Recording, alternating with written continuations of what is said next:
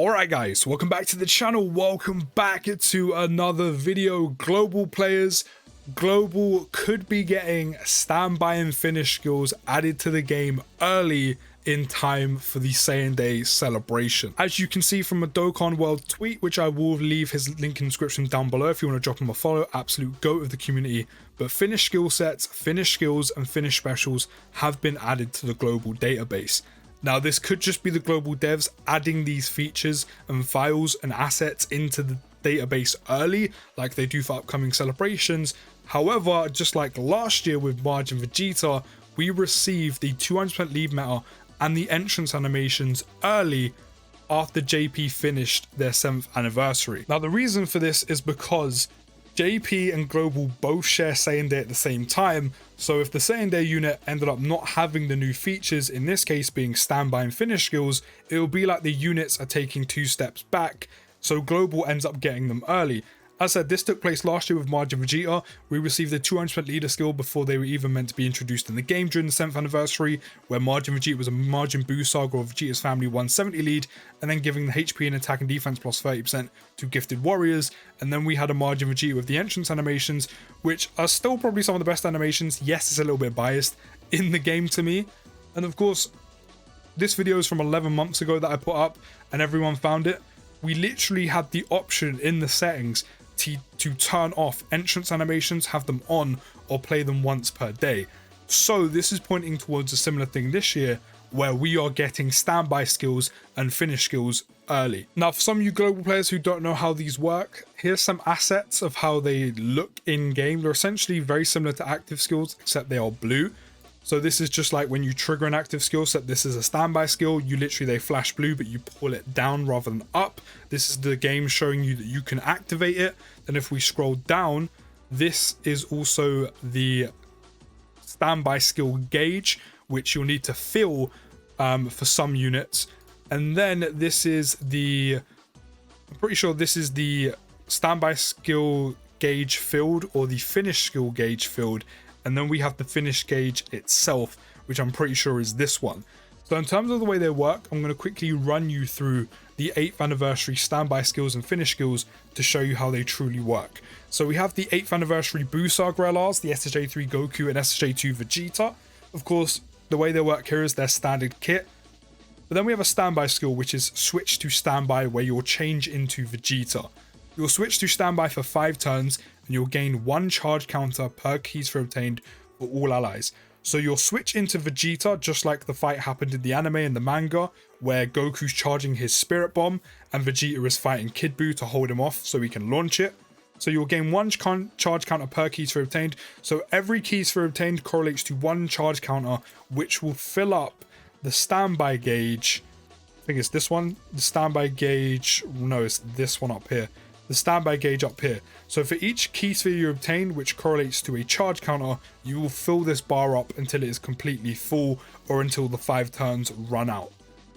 And the standby conditions, they work the exact same as active skills, where this one can be activated when HP is 50% or less, or after performing 4 more attacks during the battle, starting from the 4th turn from the start of battle. So when you trigger the standby skill for 5 turns, you will then go into this state, where, as I said, you are Vegeta. As you can see, this unit has 2 finish skills, 1 Spirit Bomb, 1 Super Spirit Bomb. These kind of work similarly to 12 and 18 keys. Of course, the second one is the stronger version, the one you want. So the way this one works on the Buu Saga LRs, the finish skill on the first one, the standard Spirit Bomb, will temporarily, or you'll get a temporary attack plus 15% per charge counter accumulated and cause ultimate damage to the enemy. And the only way you can trigger this one, which is the absorption condition, can be activated when charge counter is 38% or below once only. So that is the weaker of the 2 finish skills. So if you're collecting key spheres within those 5 turns and you get 38 key or below, which is the equivalent to a charge counter of 38 or below, you will do the normal Spirit Bomb and only have attack plus 15% per charge counter accumulated and ultimate damage to the enemy. So every key sphere you pick up is equivalent to a charge counter, which is then equivalent to attack plus 15%, which is accumulated at the end and all added up. Then you have the second one, which is the stronger of the 2, which is the one you want, where you'll get temporary attack plus 20% per charge counter accumulated and causes super ultimate damage to the enemy, and the absorption conditions can be activated when charge counter is 39 or above. So if you get 38 or below, you'll get the weak one. If you get 39 or above, you'll get the super ultimate damage one, the stronger one that you want, where Goku will go, as you can see on the art here, he'll go Super Saiyan, he'll do the Super Spirit Bomb, where he kills Kid Buu in the manga and anime. And the way the passive skill works is a little bit different to standard passive skills on this unit, but both 8th anniversary LRs differ for the way these work for each other. So when you switch into the standby phase and Vegeta comes out, he cannot attack except performing a finish attack, which is what you're building up to. So as you can see here, Vegeta does not have a super attack. He will not do any attacking. He's just there to collect ki for those 5 turns. But don't worry, he becomes an absolute brick wall while you do this, and all the other units on your rotation in each turn for 5 turns will still function the same. Vegeta will get 250% defense. He will guard all attacks for 4 turns. Of course, on the 5th turn, that's when the finish skill will trigger, will activate. That's when you can launch it. Whether you get the weak one or strong one depends how much ki you've been collecting. And he will randomly change ki spheres of a certain type to rainbow ki spheres, which of course helps you collect more ki to fill up your standby gauge, your charge counter. And he will also reduce damage received by 8% per ki sphere obtained, which the rainbow orb changing helps as well.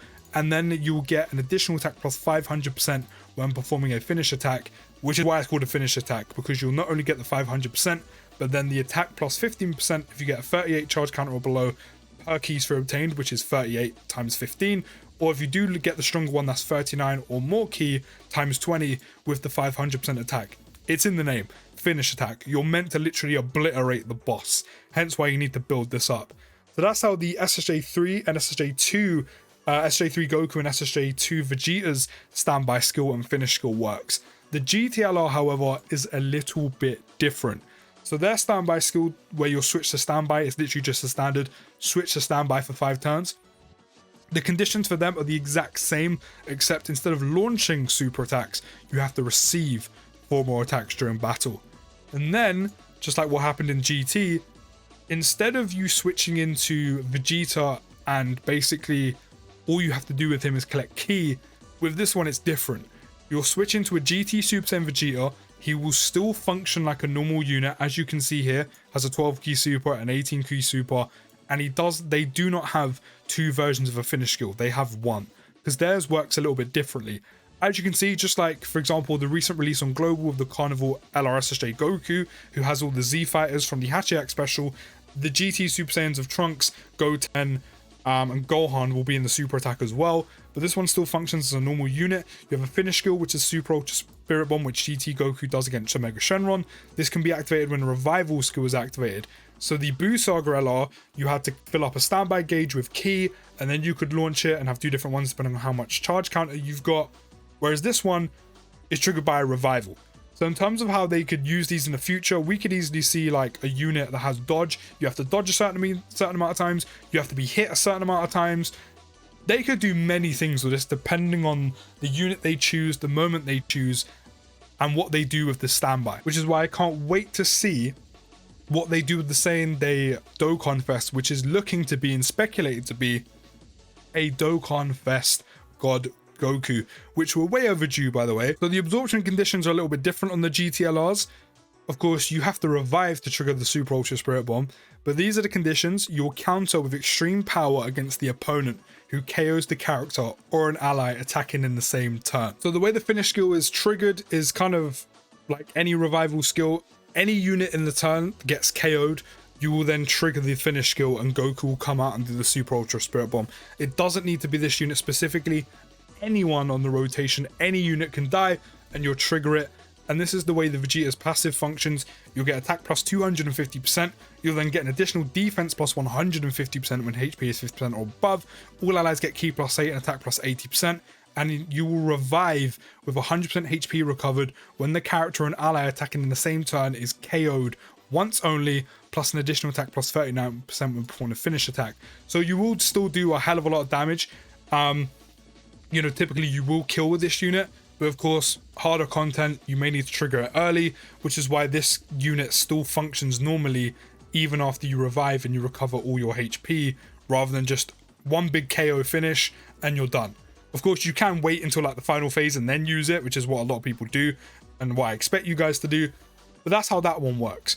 And this is why it makes me intrigued as to what they could do for the upcoming Saiyan Day Dokkan Fest. And if it is a God Goku, I already have a moment in mind. you know, in the fight against Beerus, of course, he starts out in God. You could then have a standby phase. However you trigger that depends what Dokkan does. You could take a certain amount of attacks, which kind of makes most sense because of course Goku then deforms and goes back into Super Saiyan, but he's a little bit stronger. And you know, that could be Goku's standby phase. And then for 5 turns, you could collect a certain amount of key spheres while Goku's still functioning, or maybe he can't attack. And then of course you're building that standby gauge up, which is again this bar over here.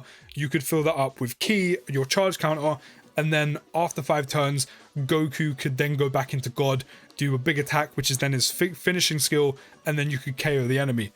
Or just like the GTLR, instead of having a gauge, maybe Goku goes back into Super Saiyan, his passive changes a bit, and then you then have to die because at one point it looks like Goku's dead, and then he, you know, he comes back and fights Beerus again. Maybe instead of a big finish skill, maybe this one could work a little bit differently, and then Goku could then, I mean, he could still do a big move, but then maybe you could, you know, take a certain amount of attacks, or maybe you could die, trigger a revival, Goku comes back and revives, gets big damage boosts, etc., and then, you know, you just go on and annihilate the boss. So in terms of how they do it with the Dokkan Fest for Saiyan Day, or God Goku specifically, I'm very interested to see. And also, I don't know if anyone knows this, but I'm very interested to know, do you have to have one with the other, or maybe in future could we see a unit with just a standby skill, and then like, for example, with God Goku, the same kind of instance, you know, he goes into Super Saiyan, you fill up a gauge, and instead of having a finish skill, Goku could then have like a Zenkai boost, have a huge attack boost, all this defense boost, damage reduction, where yes, he'll probably kind of clean sweep through the boss, but there won't be like a one-hit KO finish skill. And then the same could be said for finish skills. Instead of having a standby skill, could you then just have a finish skill by itself? Who knows what we could see in the future, or do you need to have one with the other? Are they a mutual thing together? But do let me think down in the comments about Global potentially getting standby and finish skills early. Let me know what you would want to see for Saiyan Day with this information. And don't forget to drop a like, subscribe if you're new. I'll see you in the next video, guys. Hopefully I explained all of that as well as I think I did.